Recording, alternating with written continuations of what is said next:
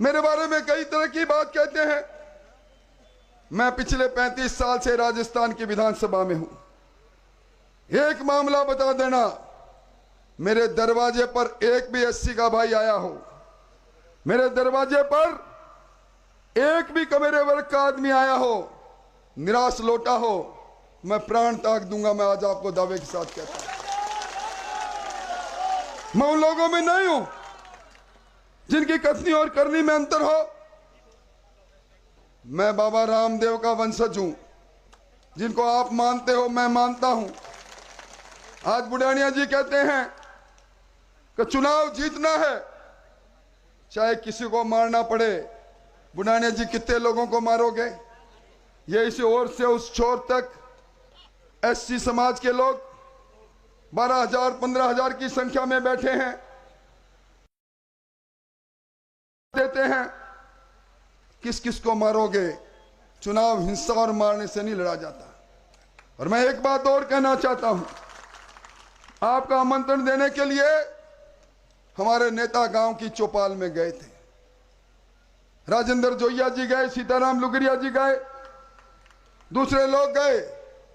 गांव की चौपाल पर नेता जो कहकर आए हैं, आपके हक हकूक की बात कह के आए हैं, आपके अभाव को दूर करने की बात कह के आए हैं।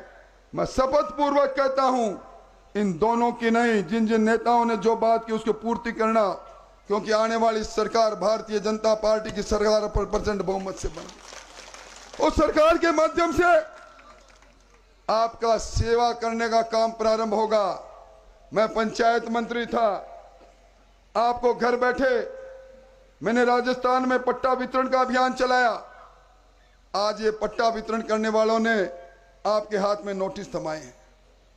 सबसे ज्यादा दिक्कत आपकी रही। अब जिस तरह की बात हो रही है, अभी मैं बैठा बैठा आंकड़े देख रहा था। इन 6 महीने में राजस्थान में दलित अत्याचार के 5,415 मामले दर्ज हुए।